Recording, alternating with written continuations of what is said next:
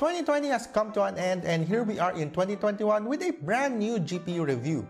Meet the AMD Radeon RX 6900 XT. Join me as I do a quick unboxing, some ultrawide gaming benchmark, and as well as my personal take on this massive video card.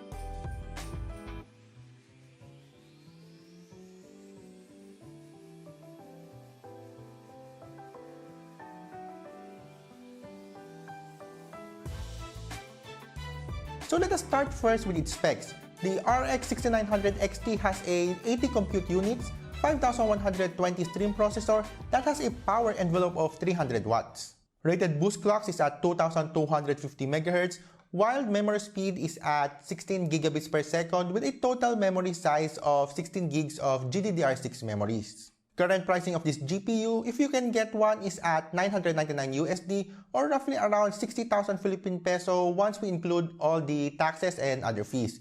But unfortunately, getting one is next to impossible. Comparing this to its little brother, the RX 6800 XT, makes this card a little bit expensive as you are only getting roughly around 12% more compute units and stream processors while paying $350 more. But then again, similar to what Nvidia is doing, usually these flagship cards are only reserved to those who are looking for the absolute performing GPUs where price to performance value is not a consideration. Physically inspecting the card, surprisingly, the size of the card itself is not that massive, being only a 2.5 slot card with measurements of 267mm long and 107mm tall. Comparing this to my Gigabyte Vega 56 card, we can see that they are almost equal in terms on its size, but with a big difference on its weight. My Vega 56 only weighs in at around 1 kg, while the 6900 XT reference card weighs an extra 500 grams for a total of 1.5 kg. So be sure to have your GPU anti-sags ready when installing this into your machine. This reference model also has 3 80mm fans to cool the heatsink and the GPU itself, while there are cutouts over here at the front for our exhaust, while both ends are sealed off, so exhaust is a little bit limited on this card.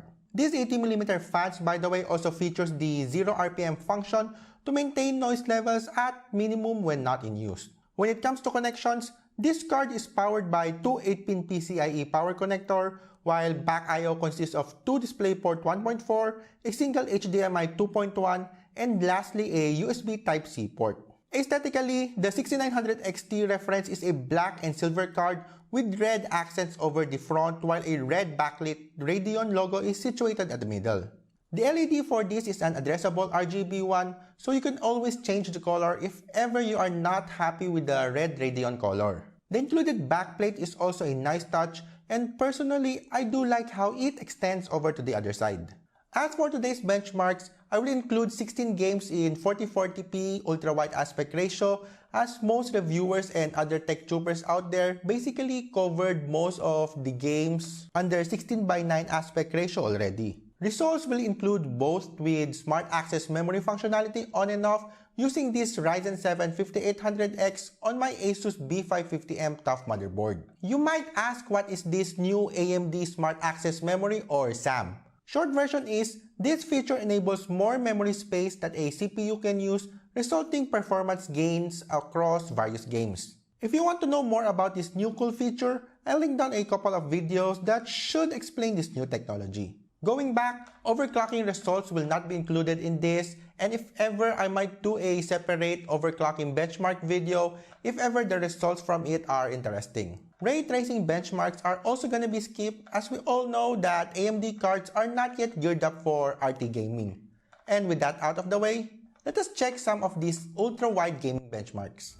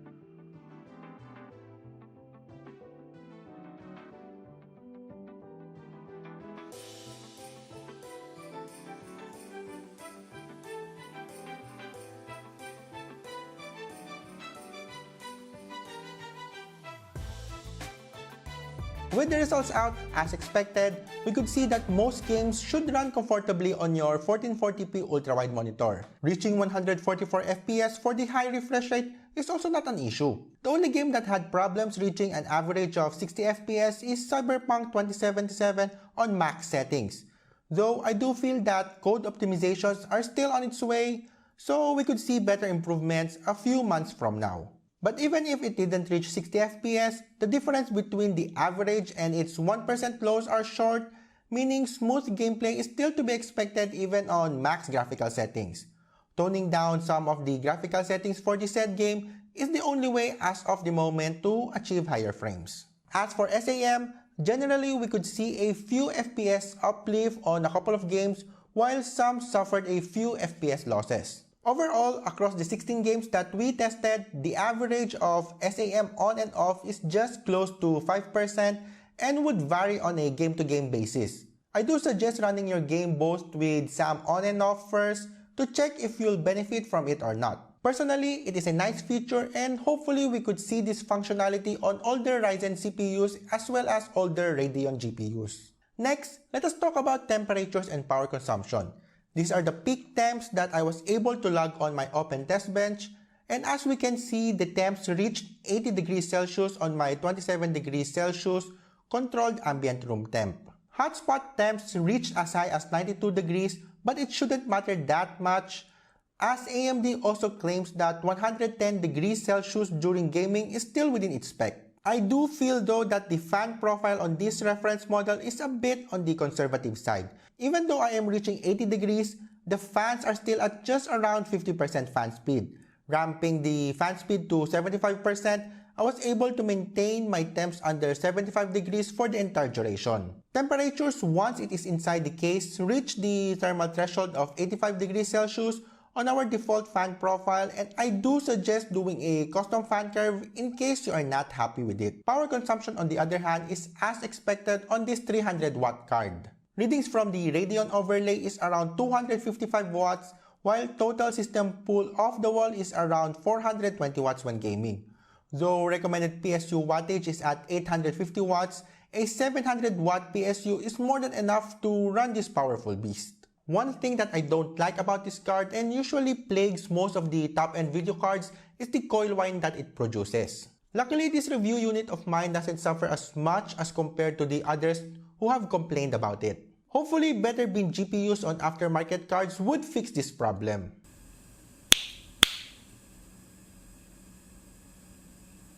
You might also ask, why is there no productivity benchmark in this review? Well, my answer is that first, this video card was marketed as a gaming GPU, and secondly, I am not that confident in doing an in-depth benchmark for various productivity softwares, and there are other review outlets out there that can cover it much better than I can.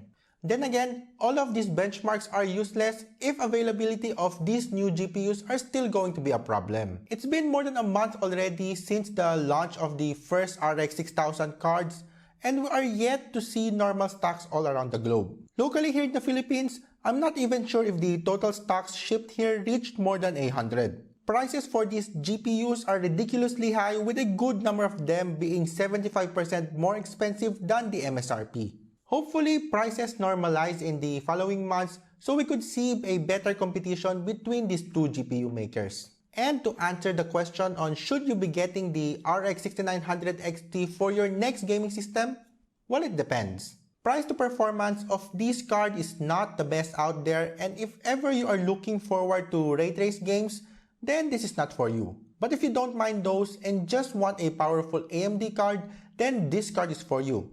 It has been a while since AMD competed in this high-end segment, and it seems this is not the end yet for improvements for the RDNA architecture. So I think that's all for today's video. What are your thoughts on the RX 6900 XT?